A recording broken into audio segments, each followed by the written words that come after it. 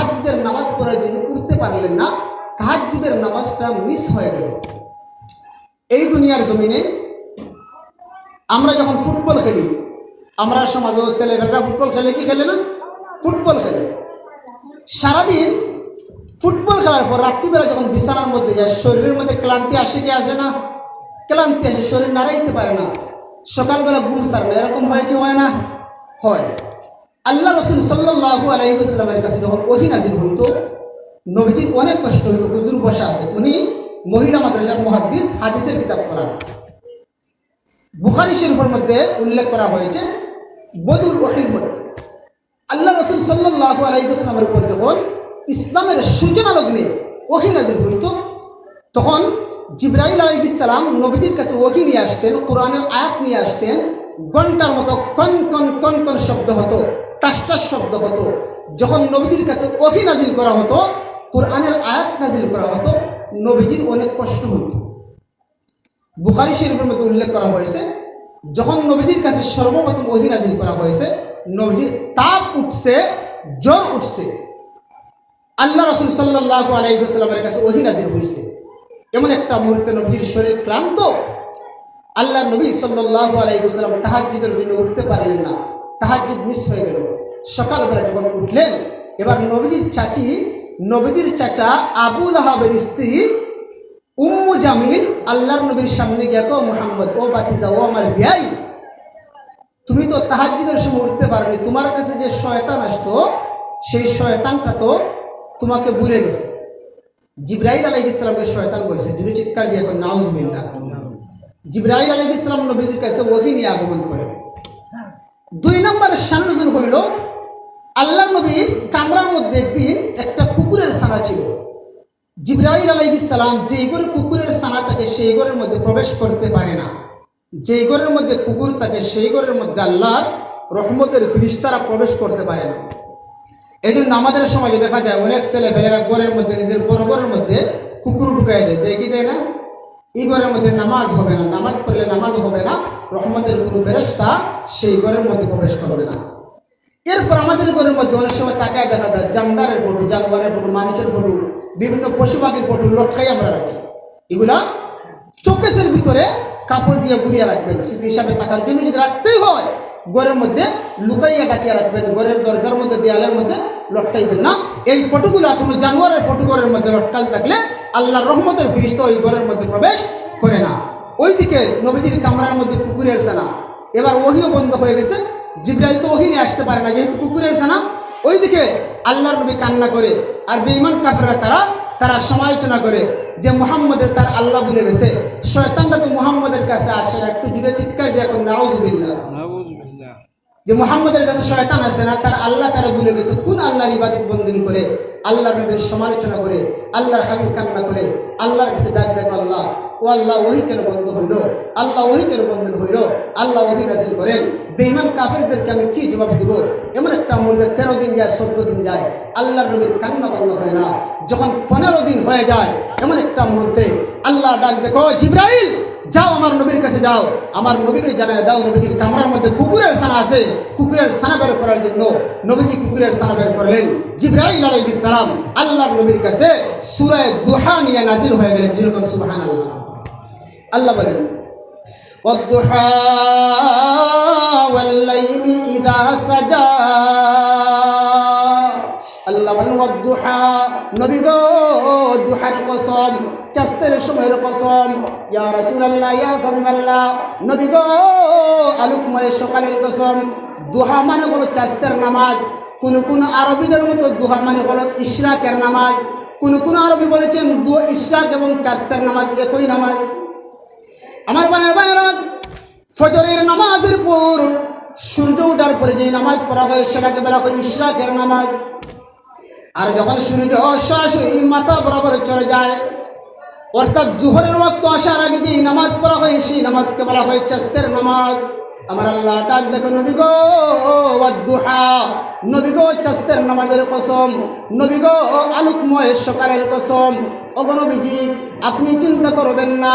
ওয়াল-লাইলি ইযা সাজা, নবী গো, দিন রাতের কসম, ওগো নবীজি অন্ধকারের জন্য রাতের কসম, ইয়া রাসূলুল্লাহ ইয়া হাবিবাল্লাহ ওয়াল্লাইলি রাতের কসম, ইদা সাজা যখন রাত অন্ধকারের জন্য কয় নবী গো মক্কার বিমান কাফেররা আপনার চাচি উম্মু জামিল মক্কার সমস্ত বিমানেরা আপনাকে বলেছে আমি আল্লাহ আপনাকে ভুলে গেছি, আমি আল্লাহ আপনাকে পরিত্যাগ করেছি। নবী গো তা কখনো হতে পারে না। ওগো নবীজি মা ওয়াদ্দাআকা আই মা তারাকাকা, নবী গো আপনার রব আপনাকে পরিত্যাগ করেননি, ওয়া মা কালা এবং আপনাকেও ভুলে যাননি। যেরকম সুবহানাল্লাহ। ভাইরা আমার, বন্ধুরা আমার, দেখেন তাকায়া মক্কার বিমান কাফেররা আমার আপনার নবীর সমালোচনা করে যে মুহাম্মদের কাছে শয়তান আসে না, মুহাম্মদের তার আল্লাহ বলে গেছে।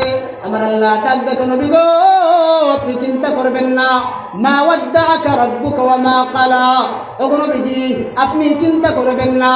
ওগো নবীজি ওয়ালাল আখিরাতু খায়রুল লাকা মিনাল উলা, নবী গো এই দুনিয়ার চেয়ে পরকাল হল আপনার জন্য উত্তম, পূর্ববর্তী জমানার চেয়ে পরবর্তী জমানা হল আপনার জন্য উত্তম। নবীজি মক্কার বেঈমানদের কথা আপনি মনক্ষুণ্ণ হইবেন না, মন খারাপ করবেন না। নবী গো আমি আল্লাহ আপনাকে বলিনি। আমার পানের ভাইরা আল্লাহ ডাক দেখে নবীজি আপনি চিন্তা করবেন না, আমি আল্লাহ ওয়ালা সাউফা ইউতিকা রাব্বুকা ফাতারদা, নবী গো আমি আল্লাহ আপনাকে অচিরেই এমন কিছু নিয়ামত দিব ফাতারদা, আপনি নবী খুশি হয়ে যাবেন। যেরকম সুবহানাল্লাহ। ভাইরা আমার, বন্ধুরা আমার, ওই আয়াতের তাফসীরের মধ্যে মুফাসসিরিনে কিরাম লিখেছেন আল্লাহ বলেন ওয়ালা সাউফা ইউতিকা রাব্বুকা ফাতারদা, নবীজি আপনাকে এমন নিয়ামত দিব। এই নিয়ামতের এক নম্বর ব্যাখ্যা হলো আল্লাহ বলেন নবীজি আমি আল্লাহ আপনাকে নিয়ামত দিব, এর মানে হলো শাফাআতে কুবরা দান করব। যেরকম সুবহানাল্লাহ। কোন মুফাসসির লিখেছেন আল্লাহ বলেন নবীজি আমি আল্লাহ ওচিরে আপনাকে এমন কিছু নিয়ামত দিব আপনি খুশি হয়ে যাবেন, এর মানে হলো আল্লাহ নবীজিকে মাকামে মাহমুদ দান করবেন। কোন মুফাসসির লিখেছেন আল্লাহ নবীজিকে নিয়ামত দিবেন, এর মানে হলো আল্লাহ নবীজিকে আল্লাহ ফাতহে মক্কা দান করবেন, মক্কা বিজয় দান করবেন। ভাইয়ের আমার, বন্ধু আমার, তাহলে তাকায় দেখেন আমার আপনার নবী সাল্লাল্লাহু আলাইহি ওয়াসাল্লাম মক্কার জমিনে ছিলেন। নবীজি শিশুকাল, কৈশোরকাল, যৌবনকাল মক্কার মধ্যে কাটাইছেন কি কাটাইছেন না? নবীজি 40 বছর বয়সে নবীজি নবুয়ত পাইয়া কালিমার দাওয়াত দিলেন। নবীজি উনার জিন্দগির 53তম বছর পর্যন্ত মক্কার মধ্যে ছিলেন। যখন মক্কার বেঈমান কাফেররা আমার আপনার নবীর কষ্ট দিতে আরম্ভ করলো, অমনি মুহূর্তে আমার আপনার নবী সাল্লাল্লাহু আলাইহি ওয়াসাল্লাম মক্কার মধ্যে থাকতে পারে না। আল্লাহ ডাক দেখে বন্ধু আমার আপনি মক্কার মধ্যে থাকবেন না গো, আপনি মদিনায় হিজরত করে চলে যান। আমি আল্লাহ ঘোষণা দিলাম মক্কাকে আপনার দখলে দিয়ে দিব। যেরকম সুবহানাল্লাহ। নবী আমার অচিরে আপনি মক্কাকে বিজয় করবেন। আল্লাহ নবী সাল্লাল্লাহু আলাইহি ওয়াসাল্লাম নিজের মাতৃভূমি, নিজের দেশ, নিজের জন্মস্থান ছাড়িয়ে যাইবেন। নবীজির মনের মধ্যে কত কষ্ট। আল্লাহ নবী যখন রাত্রিবেলা আল্লাহর হাবিব সাল্লাল্লাহু আলাইহি ওয়াসাল্লাম হিজরত করে চলে যাবেন, নবীজি মক্কার কাছে চলে যায়। নবীজির মনের মধ্যে আকাঙ্ক্ষা হলো যাওয়ার সময় 2টা রাকাত নামাজ পড়ে যাওয়া। ভাইরা আমার, বন্ধুরা আমার, আল্লাহ নবী সাল্লাল্লাহু আলাইহি ওয়াসাল্লাম যখন রাত গভীর হয়ে যায় নবীজি খানায়ে কাবার মধ্যে গিয়া নবীজি 2 রাকাত নামাজ আদায় করবেন। এক ব্যক্তির কাছে চাবি রাখা ছিল। আল্লাহ নবী ডাক দেখো চাবিওয়ালা ভাই খানায়ে কাবার দরজাটা খুলে দাও, আমি 2 রাকাত নামাজ পড়ব। চাবিওয়ালা আল্লাহর পয়গম্বরের ঘরের মধ্যে ধাক্কা দিয়া আল্লাহর নবীকে জমিনের মধ্যে ফেলে দেয়। আল্লাহর নবী কান্না করে ডাক দেখে চাবিওয়ালা আমি কি অন্যায় করেছি, কি অপরাধ করেছি, তুমি কেন আমার উপর আক্রমণ করলে? আমি না 2 রাকাত নামাজ পড়ার জন্য তোমার কাছে অনুমতি চাই। চাবিওয়ালা নবীজিকে নামাজ পড়ার জন্য অনুমতি দেয় না। আল্লাহর নবীকে আবার গার ধাক্কা দিয়ে ফেলে দেয়। আল্লাহর নবী সাল্লাল্লাহু আলাইহি ওয়াসাল্লাম মক্কার দিকে তাকায় আর কান্না করে, আর কান্না করে, মক্কার দিকে তাকায় আর কান্না করে, আর ডাক দেখে মক্কা, আরে মক্কা যদি তোর স্বজাতি আমার সাথে খারাপ আচরণ না করতো আমি মুহাম্মদ কখনো মক্কা ছাড়িয়ে চলে যেতাম না। এর মক্কা যদি আমার স্বজাতি যদি আমার সাথে খারাপ আচরণ না করতো আমি কখনো মক্কা ছাড়িয়ে যেতাম না। এটা আমার মাতৃভূমি। আমাদের সমাজও আমাদের প্রত্যেকের মাতৃভূমির প্রতি, মায়ের দেশের প্রতি টান আছে না নাই? যখন আমরা দেশের লোকেরা যখন বিদেশ যায়, বিদেশ যাওয়ার সময় যখন গাড়িতে উঠে, গাড়ি থেকে পিছনের দিকে তাকায় কি তাকায় না? বিমানের মধ্যে উঠিও মাতৃভূমির দিকে তাকায় কেন? খায় রেখায় আমি দেশ ছাড়িয়ে সামান্য টাকার জন্য প্রবাসী যাচ্ছি, খায় রেখায় আজকে অভাবের কারণে আজকে আমাকে প্রবাসী যেতে হচ্ছে, না হয় আমি আমার মাতৃভূমি ছেড়ে যেতাম না। আল্লাহর হাবিব সাল্লাল্লাহু আলাইহি ওয়াসাল্লাম মাতৃভূমি ছেড়ে যাইবেন, নবীজির অন্তরে কত কষ্ট। আল্লাহ নবী রাত্রিবেলা অমনি মুহূর্তে এবার খানায় কাবার সামন থেকে যেই মাত্র কান্না করে আল্লাহ ডাক দেখে, নবীজি আপনি কান্না করবেন না, আমি আল্লাহ ওয়াদা করলাম, আমি আল্লাহ ঘোষণা দিলাম অচিরেই মক্কা আপনার দখলে আসবে, অচিরেই মক্কা আপনার দখলে আসবে। কোনো বেঈমান কাফির মক্কাকে আপনার দখল থেকে কেউ নিতে পারবে না। নবীজি আপনি হিজরত করে এবার মদিনার মধ্যে চলে যান। অমনি মুহূর্তে আল্লাহর নবী এবার হিজরত করবেন। আবু বকর সিদ্দিক রাদিয়াল্লাহু আনহু কামরার মধ্যে গিয়েছিলেন। আল্লাহর নবী সাল্লাল্লাহু আলাইহি ওয়াসাল্লামের সাহাবী আবু বকর যখন চতুর্দিক থেকে বেঈমান কাফেররা মুসলমানদের উপর নির্যাতন করে, আবু বকর সিদ্দিক সহ সাহাবা একরাম বলে, ইয়া রাসূলুল্লাহ আমরা মক্কায় থাকতে চাই না, আমরা হিজরত করতে চাই, নবীজি যদি অনুমতি দিতেন। আল্লাহ নবী ডাক দেবে, সাহাবীরা যার মন যেদিকে চায় তোমরা হিজরত করো। এরে আবু বকর তুমি চাইলে অপেক্ষা করতে পারো, আমি নবীও কিন্তু মক্কার মধ্যে থাকবো না, আমি কিন্তু একদিন হিজরত করব, তুমি চাইলে থাকতে পারো, আমার হিজরতের সফর সঙ্গে হতে পারে। সুবহানাল্লাহ। আবু বকর সিদ্দিক রাদিয়াল্লাহু আনহু নবীজির হিজরতের সফর সঙ্গে হয়। দাম বাড়ছে না কমছে? দাম বাড়ছে। যে আবু বকর সিদ্দিক রাদিয়াল্লাহু আনহু যতক্ষণ না জান্নাতের মধ্যে প্রবেশ করবে, কোনো নবীর কোনো একটা উম্মত জান্নাতের মধ্যে প্রবেশ করতে পারবে না। আবু বকরের দাম আছে না নাই? এই জন্য ভাইয়ের আমার, আল্লাহর হাবিব আবু বকর সিদ্দিকের কামরায় গিয়া একটা আঘাত করলেন। আবু বকর বাড়িতে আসেননি, সাথে সাথে দরজা খুলে দিলেন। জুড়ে চিৎকার দিয়ে আল্লাহু আকবার, জুড়ে কোন আল্লাহু আকবার। আবু বকর দরজা খুলে দিয়েছে। লাব্বাইকা ওয়া সা'দাইকা ইয়া রাসূলুল্লাহ, নবী গো আসেন। আল্লাহ নবী আবু বকর সিদ্দিকের চেহারা দিকে তাকায়া নবীজি কান্না শুরু করে দিলেন। ও আবু বকর তোমার চেহারাটা এমন হলো কেন? চুক্কুটা যেন গর্তের মধ্যে চলে গেছে। আবু বকর তোমার চুক্কু লাল কেন হলো? ও আবু বকর তুমি কি ঘুমাও নাই? তুমি কি ঘুমাও নাই? ভাইয়ের আমার, বন্ধুরা আমার, আল্লাহ নবীর সাহাবী আবু বকর ডাক দেখে, ইয়া রাসূলুল্লাহ, ইয়া হাবিবাল্লাহ, ওগো আল্লাহর পয়গম্বর, আপনি আজ থেকে নিয়ে 6 মাস আগে আমি আবু বকরকে বলেছিলেন আমাকে নিয়ে হিজরত করবেন। 6টা মাস হয়ে যায়, আমি আবু বকর একটা মুহূর্তের জন্য বালিশের সাথে মাথা লাগাই না। বাইরে আমার বন্ধুরা, আমার লম্বা আলোচনা সময় নাই। আল্লাহ নবী যখন হিজরত করিয়া মদিনার মধ্যে চলে গেলেন, আল্লাহ নবীর বয়স ছিল 53 বৎসর। যেই সময় মক্কা ছাড়িয়ে যান, আল্লাহ নবী মক্কার মধ্যে 7 বছর, মদিনার মধ্যে 7 বছর থাকিয়া 8 নম্বর বছর হিজরতের 8ম বছর আল্লাহ নবী সাল্লাল্লাহু আলাইহি ওয়াসাল্লাম মক্কাকে দখল করবেন। আল্লাহ নবী প্ল্যান করলেন, সাহাবায়ে কেরামদের জামাতকে ডাক দেবেন, সাহাবীরা আমি 8 হিজরিতে মক্কা দখল করব, কে আমার সাথে যাইবা? 10,000 সাহাবায়ে কেরাম ডাক দেখো, ইয়া রাসূলুল্লাহ আমরা 10,000 সাহাবায়ে কেরাম আপনার সাথে মক্কা দখলের জন্য যাবো। যেরকম সুবহানাল্লাহ। যখন 8 হিজরি হয়ে যায়, আল্লাহ নবী মক্কা দখল করবেন। আল্লাহ নবী সাল্লাল্লাহু আলাইহি ওয়াসাল্লাম সাহাবায়ে কেরামদের সাথে পরামর্শ করে, ও আমার সাহাবীরা যখন 8 হিজরি হবে, 8ম হিজরি হবে, আমরা মক্কাকে দখল করব, বেঈমান কাফেরদেরকে আমরা মক্কাকে আমাদের দখলে আনবো। আল্লাহর পয়গম্বর বিশ্বনবী সাহাবায়ে কেরামের সাথে পরামর্শ করে আল্লাহ নবীর একজন সাহাবী যার নাম হলো হাতিব বিন আবি বালতা, আল্লাহ নবী যে মক্কার উপর আক্রমণ করবেন, হাতিব বিন আবি বালতা সেই গোপন তথ্যটা মক্কার বেঈমানদেরকে জানাইয়া দিছে। 12টা বাজেনি, মক্কার বেঈমানদেরকে জানাইয়া দিছে মুহাম্মদের আক্রমণ করবেন।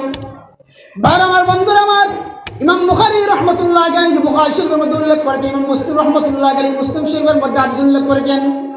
সামান্য একটু ব্যবধান আছে হাদিসের মধ্যে। যখন আল্লাহর পয়গম্বর বিশ্বনবী মক্কার উপর আক্রমণ করবেন, সেই কথা জানাইয়া দিলেন। ওই বছর মক্কার একজন গায়িকা নারী যার নাম হলো সারা, সেই মহিলা ছিলেন একজন বেশ্যা নারী, গায়িকা নারী। এবার মক্কা থেকে মদিনার মধ্যে চলে গেছে। আল্লাহ নবীর কাছে গিয়া বলে, নবী গো, বদর উহুদ যুদ্ধের মধ্যে, হুনাইনের যুদ্ধ, খন্দকের যুদ্ধের মধ্যে মক্কার বড় বড় ধনী লোকেরা, মক্কার বড় বড় কাফেররা মারা গেছে। আমি গায়িকা নারী ছিলাম, আমি যখন গান গাইতাম তারা আমার বড় টাকার পার জমাইয়া দিত। আজকে আমি শূন্য হয়ে গেছি, তারাও মারা গেছে, আমি খাইতে পারতেছি না। নবীজি আপনার সাহাবীদেরকে বলেন না আমাকে সামান্য সাহায্য সহযোগিতা করার জন্য? দেখেন আমার আপনার নবীর আখলাক কেমন ছিল। আল্লাহ নবী সাহাবায়ে কেরামদেরকে ডাক দেখো, সাহাবীরা ওই মহিলার তোমরা হাদিয়া তোহফা দাও। একজন বিধর্মী মহিলার প্রতি আমার আপনার নবীর আখলাক কেমন ছিল। ভাইয়ের আমার, বন্ধুরা আমার, নবীর সাহাবী হাতিব বিন আবি বালতা এক কানা চিঠি লিখলেন মক্কার বিমানদের উদ্দেশ্যে। ও মক্কার বিমানেরা, 8 হিজরিতে মুহাম্মদুর রাসূলুল্লাহ তোমাদের মক্কার উপর আক্রমণ করবে, তোমরা রেডি থাকিও। তবে জেনে রাখো মুহাম্মদকে তোমরা বারণ করতে পারবে না, মুহাম্মদ মক্কা দখল করবেই করবেই করবে। আমার ভাইয়েরা, বন্ধুরা আমার, ওই মহিলার কাছে চিঠিখানা দিয়ে দিলেন, মহিলার সামান্য খাদিয়া দিলেন। ও মহিলা যাও মক্কার বিমানদের কাছে চিঠিটা দিবা। আমার আল্লাহ কি দেখেন না? জুড়ে বলেন আল্লাহ কি দেখেন না? আমরা গোপনে যাই করি না কেন আল্লাহ দেখেননি? জুড়ে কোন দেখেন? একটু কথা বলেন, ঘুমাইছেননি? ভাই আমার, বন্ধুরা আমার আল্লাহ ডাক দেখো, জিবরাইল যাও আমার নবীর কাছে যাও, আমার নবীকে জানাইয়া দাও। নবীর সাহাবী হইয়া গোপন তত্ত্বটা জানাইয়া দিছে। এবার জিবরাইল আলাইহিস সালাম আল্লাহর নবীর সামনে হাজির। ইয়া রাসূলুল্লাহ, ইয়া হাবিবাল্লাহ, নবী গো, আপনার সাহাবী হাতিব বিন আবি বালতা আপনি যে 8 হিজরিতে মক্কার উপর আক্রমণ করবেন, গোপন তত্ত্বটা মক্কার বিমানদেরকে জানাইয়া দিছে। ওগো নবীজি, ওই মহিলারা রওজে খাক নামক জায়গার মধ্যে আছে, আপনার সাহাবীদেরকে দিয়া চিঠিখানা উদ্ধার করুন। আল্লাহ নবী সাল্লাল্লাহু আলাইহি ওয়াসাল্লাম আলী রাদিয়াল্লাহু আনহুর নেতৃত্বে হযরত সুহাইব রাদিয়াল্লাহু আনহু সহ কিছু সাহাবায়ে কেরামের একটা জামাত পাঠিয়ে দিলেন, যাও মহিলার কাছ থেকে চিঠি উদ্ধার করো। এবারে সাহাবায়ে কেরাম রওজে খাক নামক জায়গার মধ্যে গিয়ে মহিলার সন্ধান পেয়ে গেলেন। যেরকম সুবহানাল্লাহ। আল্লাহ নবীর সাহাবীরা ডাক দেখো, মহিলা তোমার কাছে চিঠি আছে? মহিলা কয় আমার কাছে চিঠি নাই, কসম খায় কয় আমার কাছে চিঠি নাই। সাহাবায়ে কেরাম ডাক দেখো, আল্লাহর নবী বলেছেন নবীজির কথা কখনো মিথ্যা হতে পারে না, তোমার কাছে চিঠি আছে। চিঠি বের করা লাগবে। মহিলা ডাক দেখো, সাহাবীরা আমার কাছে আসলে চিঠি নাই। এবার সাহাবায়ে কেরাম ডাক দেখো, মহিলা যদি চিঠি বের না করো আমরা তোমাকে উলঙ্গ করে তোমাকে চেক করব। এবার মহিলা তার মান ইজ্জতের কথা চিন্তা করিয়া এবার সে চিঠিখানা বের করে দিল। এক হাদিসের মধ্যে লেখা আছে যে চুলের কুফা থেকে চিঠি বের করে দিল, আরেক হাদিসের মধ্যে আছে পায়জামা থেকে বের করে দিল। এরকম না হাদিস, 2 জায়গা থেকে 2 জায়গায় চিঠি বের করে দিছে। সাহাবায়ে কেরাম আল্লাহর নবীর সামনে, ইয়া রাসূলুল্লাহ এই নেন চিঠি। আল্লাহর নবী তাকায় দেখেন হাতিব বিন আবি বালতার পক্ষ থেকে যে আল্লাহর হাবিব মক্কার উপর আক্রমণ করবেন, মক্কাকে বিজয় করবেন, গোপন তথ্য ফাঁস করে দিছে। আল্লাহর নবীর সাহাবী উমর ডাক দেখো, ইয়া রাসূলুল্লাহ আমার যদি অনুমতি দিতেন আমি হাতিব বিন আবি বালতার খোল্লাটা দ্বিখণ্ডিত করে দিতাম। উমর গরম সাহাবী না? উমর তো ছিলেন গরম সাহাবী, যে উমর যে রাস্তা দিয়ে চলতেন শয়তানও সেই রাস্তা দিয়ে চলতো না। আল্লাহ নবী সাল্লাল্লাহু আলাইহি ওয়াসাল্লাম একদিন রাস্তা দিয়ে চলতেছেন, আল্লাহ নবী তাকায় দেখেন এক ব্যক্তি দৌড়ে যাচ্ছে, দৌড়ে খুব হয়রান হয়ে যাচ্ছে। আল্লাহ নবী ডাক দেখে, তুমি কে? বলে আমি গোলাম ইবলিস। তুমি দৌড়াচ্ছ কেন? বলে আপনার সাহাবী উমর আসছে কেন বিজি, আপনার সাহাবী উমর আসছে সেই জন্য আমি দৌড়াচ্ছি। যেরকম আল্লাহু আকবার। দেখেন কেমন ফল ছিল, ইমান জজবা ছিল উমরের। এমন একটা মুহূর্তে আল্লাহ নবী ডাক দেখো, উমর তুমি তো জানো না হাতিব বিন আবি বালতা বদরি সাহাবী, যেই 313 জন সাহাবী বদরের ময়দানে যুদ্ধ করেছে, সেই 300 সাহাবীর মধ্যে থেকে একজন হলো হাতিব বিন আবি বালতা। কারণ বদরি সাহাবীদের ব্যাপারে আল্লাহ নবী বলেছেন ইয়ামালু মা শিতুম, তোমাদের মন যা চায় তোমরা তাই করো। এমন কি আল্লাহ ঘোষণা দিয়েছেন কাদ ওয়াজাবাত লাকুমুল জান্নাহ, বদরি সাহাবীদের ব্যাপারে আল্লাহর ঘোষণা যে বদরি সাহাবীরা জান্নাতে। যেরকম আল্লাহু আকবার। ভাই আমার, বন্ধুরা আমার, দেখেন থাকে যখন 8 হিজরি হয়ে যায় আল্লাহ নবীর সাহাবায়ে কেরাম 10,000 সাহাবী নিয়া এবার মক্কার দিকে রওনা দিয়েছেন। বর্তমান জমানায় আমরা বাজারও গাড়ি দিয়া ব্রহ্মমণি বাজারে যাই, জগন্নাথপুরে যাই, পাগলা বাজারে যাই। ওই জমানায় গাড়ির ব্যবস্থা ছিল না, উটের ব্যবস্থা ছিল। আল্লাহর হাবিব 10,000 সাহাবী নিয়া 11 দিন সফর করিয়া, কয়দিন বলেন তো? মদিনা থেকে 11 দিন সফর করিয়া আল্লাহ নবী খানায়ে কাবার মধ্যে হেরেমের কাছাকাছি আসলেন। ওই সময় ছিল তাহাজ্জুদের সময়। আল্লাহ নবী ডাক দেখে, সাহাবীরা তাবু গাড়লাম, তোমরা এক কাজ করো, যার যে হাজত আছে তোমরা পূরণ করো। যদি কেউ নামাজ পড়তে চাও নামাজ পড়ো, যদি কেউ গোসল করতে চাও গোসল করো। যখন বেলা উঠবে আমরা ইশাকের নামাজ পড়িয়া আমরা মক্কাকে আমাদের দখলে আনবো। আমাদের হাত থেকে, আমি মুহাম্মদের হাত থেকে মক্কাকে কেউ নিতে পারবে না। আমি মক্কা দখল করবই। আমার পানের ভাইরা, যখন সকালবেলা হয়ে যায় এবার আল্লাহর পয়গম্বর সাহাবায়ে কেরামদেরকে নিয়ে ইশাকের নামাজ পড়িয়া হইয়া এবার হেরেমের ভিতরে ঢুকে পড়ছেন। আল্লাহ নবী মক্কার দিকে যাচ্ছেন, অমনি মুহূর্তে তাকায় দেখেন মক্কার এরিয়া থেকে সমস্ত বেঈমান কাফেররা দৌড়াইয়া পলাইয়া যায়। অমন সময় আল্লাহ নবী সাল্লাল্লাহু আলাইহি ওয়াসাল্লাম তাকায় দেখেন খানায় কাবার ভিতর থেকে দুইজন ব্যক্তি চাদর মুড়ি দিয়ে মাথা ডাকিয়ে বের হয়ে যায়। ভাইরা আমার, বন্ধুরা আমার, আল্লাহ নবী ডাক দেখো সাহাবীরা, ওই দুইজন ব্যক্তি কারা গো, তারা কেন বের হয়ে যায়? আল্লাহ নবী সাল্লাল্লাহু আলাইহি ওয়াসাল্লাম ডাক দেখো তোমরা কারা গো, তোমরা দাঁড়াও, তোমরা কেউ চলে যাও। এমন একটা মুহূর্তে আল্লাহ নবী তাকায় দেখেন নবীজির আপন দুইজন চাচা ছিল, আল্লাহু আকবার। একজন হলেন আবু সুফিয়ান, আরেকজন হলেন আব্বাস রাদিয়াল্লাহু আনহু। এই দুইজন সাহাবী চাদর মুড়ি দিয়ে বের হয়ে যায়। আল্লাহ নবী ডাক দেখো আমার চাচারা, আমি তোমাদের ভাতিজা, মদিনা থেকে মক্কার মধ্যে আসলাম, তোমরা কেন গো আমাকে ছেড়ে চলে যাও? ও আমার চাচারা, তোমরা জানো না আমার বোনের ভাইয়েরা। এবার আব্বাস এবং আবু সুফিয়ান ডাক দেখো ভাতিজা রে, ও ভাতিজা মুহাম্মদ, আমরা তোমার মারলাম, মক্কার মধ্যে তোমার এত নির্যাতন করলাম, যে মক্কার মধ্যে তুমি থাকতে পারলে না, তুমি মদিনার মধ্যে চলে গেলে। ও ভাতিজা, তোমার মারলাম, ভাতিজারে কেমনে তোমার সামনে মুখ দেখাই? আল্লাহর নবী ডাক দেখো চাচা গো, ও চাচা যদি কালিমা পড়ো, আমি মুহাম্মদ ঘোষণা দিলাম, আমি তোমাদেরকে ক্ষমা ঘোষণা করে দিব, যেরকম সুবহানাল্লাহ। ভাইরা আমার, বন্ধুরা আমার, আল্লাহ নবী ঘোষণা করলেন, ও মক্কার বেঈমানেরা, তোমরা যারা এই মুহূর্তে কালিমা পড়বা, আমি আমার চাচার খাতিরে আমি তোমাদেরকে মাফ করে দিব, আমি মুহাম্মদ কোনো প্রতিশোধ নিব না। ভাইরা আমার, বন্ধুরা আমার, এমনি মুহূর্তে নবীজির দুইজন চাচা আবু সুফিয়ান এবং আব্বাস রাদিয়াল্লাহু আনহু কালিমা পড়ে মুসলমান হয়ে যায়। আল্লাহ নবী ডাক দেখো আমার চাচারা মক্কার সাবিকার কাছে, মক্কার সাবি হলো উসমান ইবনে তালহার কাছে। সে কই আপনার বয়সে পালাইয়া গেছে। আল্লাহ নবী ডাক দেখো আমার চাচারা উসমান ইবনে তালহাকে ডাক দেন, আমি তার কাছ থেকে প্রতিশোধ নিব না। সে যদি এই মুহূর্তে কালিমা পড়ে মুসলমান হয়ে যায়, আমি মুহাম্মদ ঘোষণা দিলাম সারা জীবন তার বংশধরের মধ্যে আমি মুহাম্মদ খানায় কাবার চাবিটা আমানত দিয়ে দিব, তার বংশধরের মধ্যে চাবিটা আমানত থাকবে। এখন পর্যন্ত যে উসমান ইবনে তালহার বংশধরের মধ্যে খানায় কাবার চাবি আছে, আল্লাহ নবী সাল্লাল্লাহু আলাইহি ওয়াসাল্লাম বলেছেন তাকে বলো কালিমা পড়ার জন্য। উসমান ইবনে তালহা আয়েশা আল্লাহ নবীর সামনে কান্দে, আল্লাহ নবীকে কালিমা পড়ো, কালিমা পড়লো। এমন একটা মুহূর্তে আল্লাহ নবী ডাক দেখো, জোহরের আগে আগে তোমরা কালিমা পড়বা, যদি কেউ কালিমা না পড়ো তাহলে মক্কার এরিয়ার মধ্যে তোমরা থাকতে পারবে না, অন্যত্র কোথায় চলে যাবা, না হয় তোমাদের অবস্থা খারাপ হয়ে যাবে। এমনি মুহূর্তে 4,000 সাহাবী কালিমা পড়ে মুসলমান হয়ে যায়। আগে ছিল 10,000, এখন আরো 4,000 হইল কয় হাজার, 14,000। আল্লাহ নবী ডাক দেখো সাহাবীরা যাও খানায় কাবার মধ্যে ঢুকো। গিয়া দেখেন 360টা মূর্তি। কয়টা মূর্তি? কাবাগরের মধ্যে 360টা মূর্তি ছিল। আল্লাহ নবী ডাক দেখো সাহাবীরা মূর্তিকে ভাঙলো। এবার সাহাবাকে পিটাইয়া সবগুলা মূর্তিকে আল্লাহ নবী ভেঙে দিলেন। আল্লাহ নবী ঘোষণা করলেন খানায় কাবার মধ্যে কিয়ামত পর্যন্ত আর কখনো মূর্তি স্থাপন করা হবে না, আমি মুহাম্মদ বলে গেলাম। আমার এখানের ভাইরা, এখন পর্যন্ত কাবাগরের মধ্যে কোন নাস্তিক আর বেঈমান এখনো মূর্তি ঢুকাইতে পারে? বাইরে আমার বন্ধুরা আমার, আল্লাহ রাসূল সাল্লাল্লাহু আলাইহি ওয়াসাল্লাম মক্কাকে বিজয় করলেন, আল্লাহ মক্কাকে নবীজির দখলে দিয়ে দিলেন। এবার আল্লাহ রাসূল সাল্লাল্লাহু আলাইহি ওয়াসাল্লাম মক্কা বিজয় করলেন। আবার চতুর্দিক থেকে সাহাবায়ে কেরাম বিভিন্ন দেশ থেকে লোকেরা আসিয়া কালিমার সায়াতের আশ্রয় গ্রহণ করে। বাইরে আমার অনেক লম্বা আলোচনা। আল্লাহ বলেন নবীজি ওয়ালা সাউফা ইউতিকা রাব্বুকা ফাতাওয়া, নবীজি আপনি মক্কার বেঈমানদের কাফেরদের কথায় মনক্ষুণ্ণ হইবেন না। তারা বলেছে শয়তান আপনাকে পরিত্যাগ করেছে। ওগো নবীজি, আমার ফেরেশতা জিবরাইলকে তারা গালিগালাজ করেছে, আপনাকে গালিগালাজ করেছে, আপনি মনে কষ্ট নেবেন না। ওগো নবীজি, আমি আল্লাহ আপনাকে অচিরে এমন কিছু নিয়ামত দিব যে আপনি সন্তুষ্ট হয়ে যাবেন। নবীজি আপনি সারা জিন্দগি কালিমার জন্য এত কষ্ট করলেন, আমি নবীজি, ওগো নবীজি আমি আর কখনো আপনাকে কষ্ট দিব না, এমন নিয়ামত দিব আপনি সন্তুষ্ট হয়ে যাবেন। কোন মুফাসসির বলেন এই যে নিয়ামত দ্বারা আল্লাহ হাউজে কাউসারকে উদ্দেশ্য করেছেন, কাল কিয়ামতের কঠিন ময়দানে আমার আপনার নবী উনি হবেন শাফিউল মাহশর, উনি শাফাআতে কুবরার অধিকারী হইবেন। আল্লাহ নবী কিয়ামতের কঠিন ময়দানে একমাত্র উম্মতের চিন্তা করবেন। কিয়ামতের কঠিন ময়দানে সমস্ত নবীরা নফসি নফসি বলবেন, আমি নিজে বেঁচে যাই, কিন্তু আমার আপনার নবী রব্বি হাবলি উম্মতি উম্মতি বলে কান্না করবেন। উম্মতের জন্য নবীজির মায়া কম না বেশি? একটু জিরো বলেন না, নবীজির মায়া কম না বেশি? আপনারা ঘুমাইছেননি? ঘুমাইছেনি?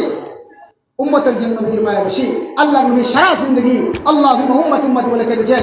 নবীজি খবরের সহিত অবস্থায় আল্লাহুম্মা উম্মতি উম্মতি বলে কাঁদতেছেন। ওই কিয়ামতের কঠিন ময়দানে আল্লাহ নবী আল্লাহুম্মা উম্মতি উম্মতি বলে কাঁদবেন। অনেক লম্বা আলোচনা করার সুযোগ নাই, আসুন আমরা সামনের দিকে চলে যাই। এবার আল্লাহ রাব্বুল আলামিন নবীজিকে কয়েকটা নিয়ামতের কথা স্মরণ করে দেয়। দেখেন তাকাইয়া যে আল্লাহ রাব্বুল আলামিন নবীজিকে বলেন, নবীজি কয়েকটা নিয়ামতের কথা স্মরণ করে দেয়। আল্লাহ বলেন আলাম ইয়াজিদিকা ইয়াতীমান ফাআওয়া। ও নবীজি, আপনি মক্কার বেঈমান কাফেরদের কথা মনে ক্ষুণ্ণ হইবেন না। তারা বলেছে আমি আল্লাহ আপনাকে পরিত্যাগ করেছি, আপনাকে ভুলে গেছি। না গো নবী না, আপনি ওই দিনের কথা স্মরণ করুন।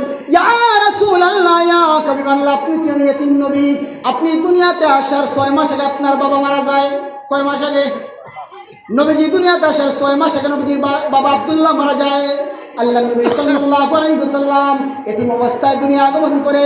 যখন নবীর বয়স 6 বছর, নবীজির মাও মারা যায়।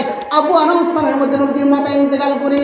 আমার পানের ভাইরা, এরপর আল্লাহর নবী উনার দাদা আব্দুল মুত্তালিবের কাছে থাকতে লাগলেন। আমার আল্লাহ ডাক দেখো, নবী গো, আপনি ইয়াতিম ছিলেন গো নবীজি। আলাম ইয়াজিদকা ইয়াতীমান, তিনি কি আপনাকে ইয়াতিম পাননি? অতবার আশ্রয় দান করেননি? নবীজি আপনি ইয়াতিম ছিলেন, আমি আল্লাহ আপনাকে আশ্রয় দিছি। আপনি ইয়াতিম অবস্থায় দুনিয়া আগমন করেছেন, আমি আল্লাহ আপনার দাদা আব্দুল মুত্তালিবের অন্তরে আপনার মধ্যে মহব্বত বাড়াইয়া দিয়া আপনার দাদার মাধ্যমে আপনাকে লালন পালন করাইছি। সুবহানাল্লাহ। নবী গো, আপনি ওই দিনের কথা স্মরণ করুন যখন আপনার বয়স 8 বছর, আপনার দাদাও তো মারা গেল। আমি আল্লাহ আপনার চাচা আবু তালিবের অন্তরে আপনার প্রতি মায়া ঢুকাইয়া দিয়া দীর্ঘদিন আপনাকে আপনার চাচার মাধ্যমে লালন পালন করাইছি। সুবহানাল্লাহ।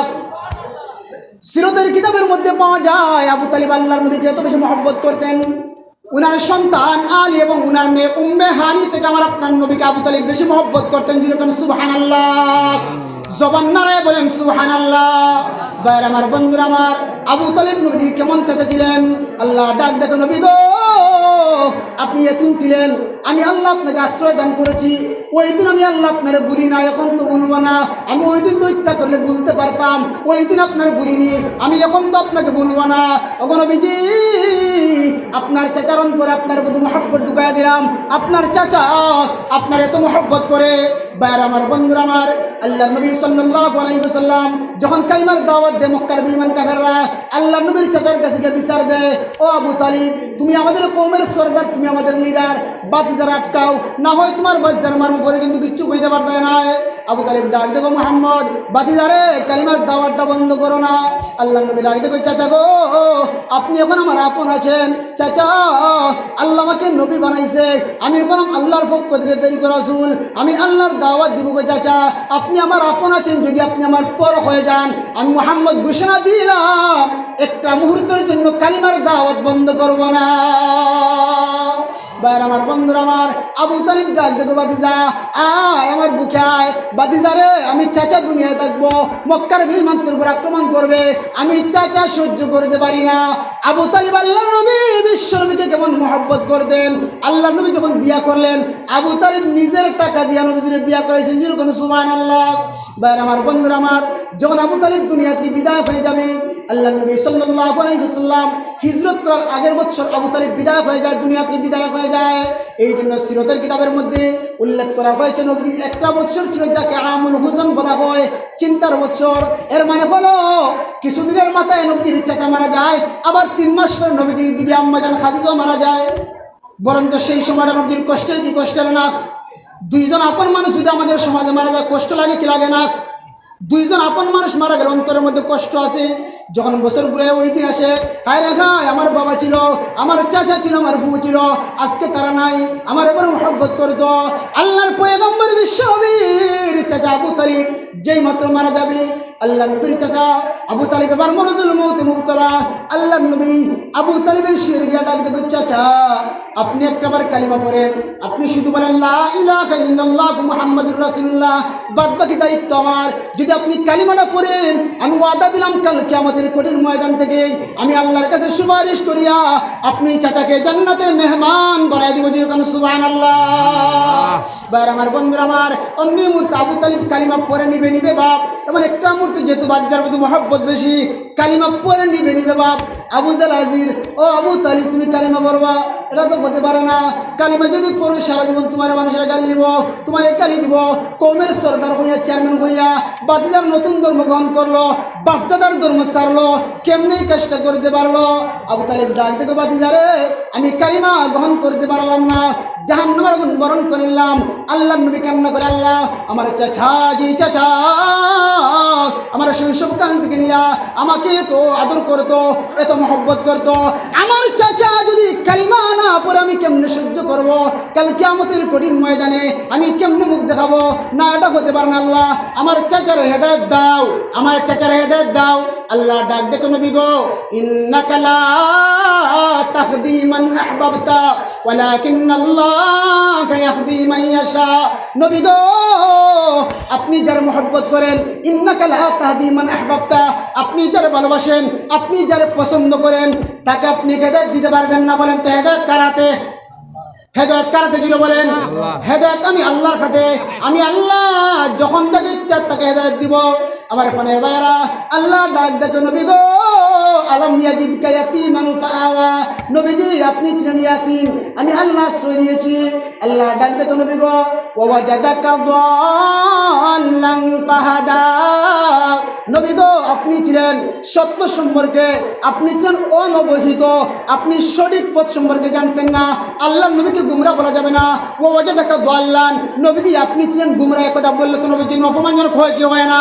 নবীজির ক্ষেত্রে দাল্লান শব্দ দ্বারা গুমরা অর্থ তোলা যাবে না, বরং এর অর্থ হবে ওয়া ওয়াজাদাকা দাল্লান, আপনি সঠিক পথ চিনতেন না, আপনি সঠিক পথ সম্পর্কে ছিলেন অনভিহিত, আপনি সঠিক পথ সম্পর্কে ছিলেন অনবগত।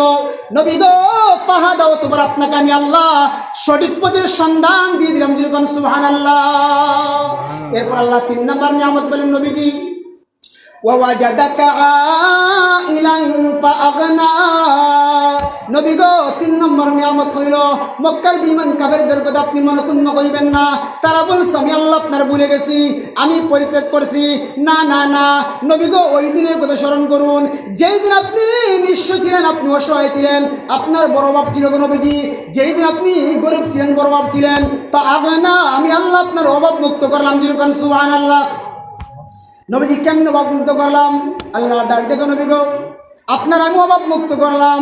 ভাইয়ের আমার, বন্ধুরা আমার, আল্লাহ নবী সাল্লাল্লাহু আলাইহি ওয়াসাল্লাম যখন আমাদের মা আজওয়াজে মুতাহহারাত আম্মা জান খাদিজাতুল কুবরাকে বিয়ে করলেন, খাদিজাতুল কুবরা রাদিয়াল্লাহু আনহা আল্লাহ নবী গুনার সমস্ত মাল দিয়ে দিলেন। যেরকম সুবহানাল্লাহ। ভাইয়ের আমার, বন্ধুরা আমার, আল্লাহ নবী খাদিজাকে বিয়ে করার আগে খাদিজার 2 স্বামীর কাছে বিয়ে হয়েছিল।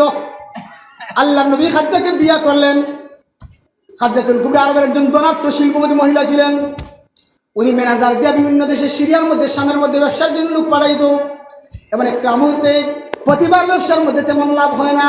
খাদিজা ডাক দুঃখ, আমার গুলাম মায়ের সারা তোমার কাছে ভালো কোনো ম্যানেজার আসেনি? ওইদিকে আবু তালিবও কিন্তু খাদিজার পক্ষ থেকে ব্যবসার কাজ করতেন। ডাক দেখো, আবু তালিব ভালো কোনো ম্যানেজার পাইবেন, ব্যবসা করাইব, বড় আকারে ব্যবসা। বলে একজন ম্যানেজার আছে আমার বাদে মোহাম্মদ, সে বড় সত্যবাদী মানুষ, সে এখনো বিশ্বস্ত, তারে দিয়ে যদি ব্যবসা করাও আমার মনে হয় আপনি লাভবান হয়ে যাবেন। যেরকম সুবহানাল্লাহ। খাদিজাতুল কুবরা ডাক দেখো, তাহলে মোহাম্মদকে নিয়ে ব্যবসার মধ্যে যাও। আল্লাহ নবীকে নিয়ে ব্যবসার মধ্যে গেলেন। দেখেন তাকায়া, যেই মাত্র সিরিয়ার মধ্যে গেলেন, সিরিয়ার মধ্যে যাওয়ার পর আল্লাহ নবী রুদ্রের সময় বসে আছেন। খুব বেশি রুদ্র, গুলাম মায়ের সারা তাকায় দেখে আল্লাহ নবী রুদের সময়, খুব বেশি রুদের সময়, এমন সময় গুলাম মায়ের সারা তাকায় দেখে আসমানের মেঘের খণ্ড আসিয়া আমার আপনার নবীর ছায়া দিয়া গেছে। যেরকম সুবহানাল্লাহ। শুধু তাই নয়, গুলাম মায়ের সারা আমি তাকায় দেখি একটা গাছ কই থেকে আসি আমার নবীর ছায়া দিয়ে। যেরকম সুবহানাল্লাহ। যখন সামনের দিকে অগ্রসর হইলেন, একজন পাদ্রী, একজন খ্রিস্টান যাজক, খ্রিস্টান আলেম ডাক দেখায় গুলাম মায়ের দিকে আয়। ওই রূপটাকে বলে আব্দুল্লাহ সন্তান মোহাম্মদ। আর বলতে হবে না গুলাম মায়ের, সে আব্দুল্লাহর সন্তান, আম্মার সন্তান, আব্দুল মুত্তালিবের নাতি। রে গুলাম মায়ের, মোহাম্মদকে নিয়ে বাড়িতে যাও।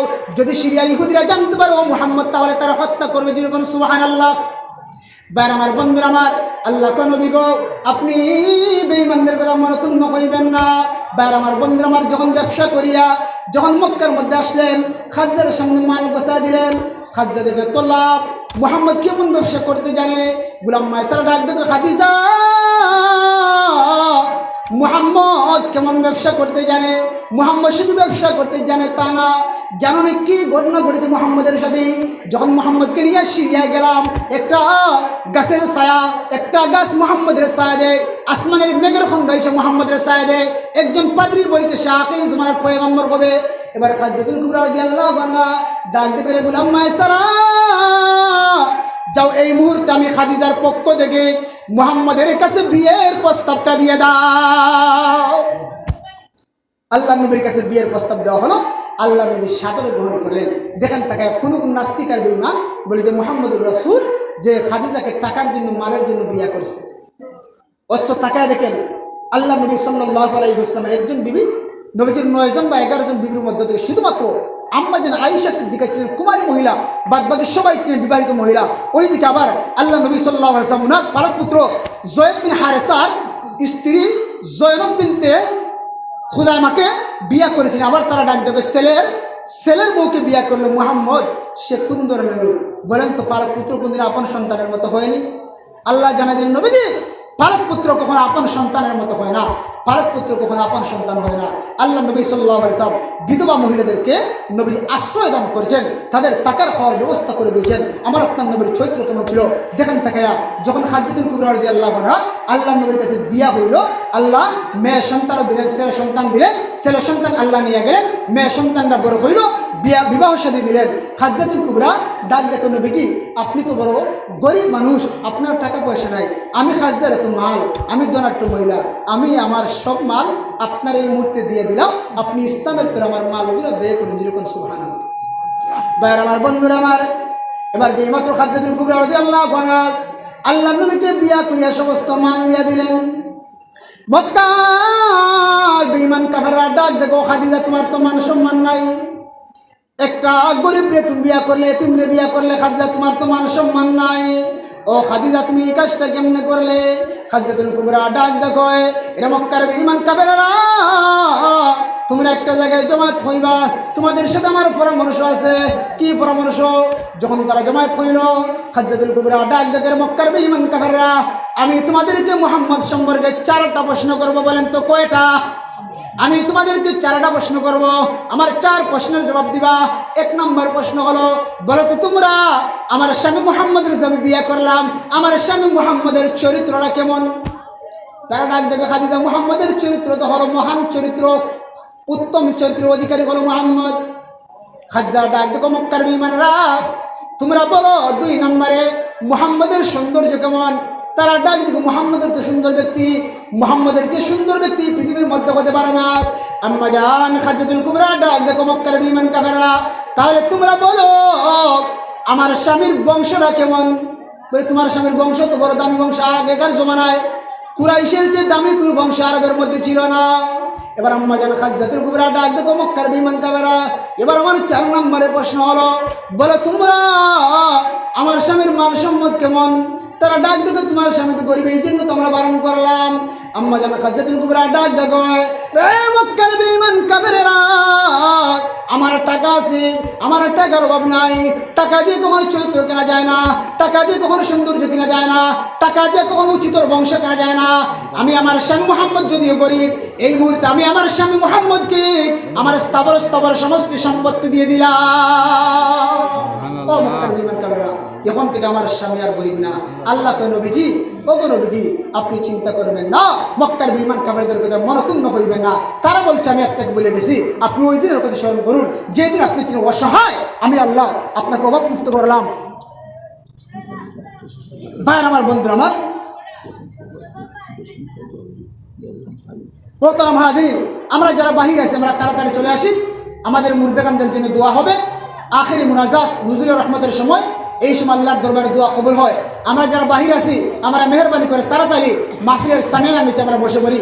ভাইয়ের আমার, বন্ধু আমার, দেখেন তাকায়া খাদিজাতুল কুবরা রাদিয়াল্লাহু আনহা, আল্লাহ নবী সাল্লাল্লাহু আলাইহি ওয়াসাল্লাম খাদিজাকে নবী যখন বিয়া করেছেন, খাদিজার জীবন তো সে আল্লাহর নবী আর কোনো বিয়া করেন নাই।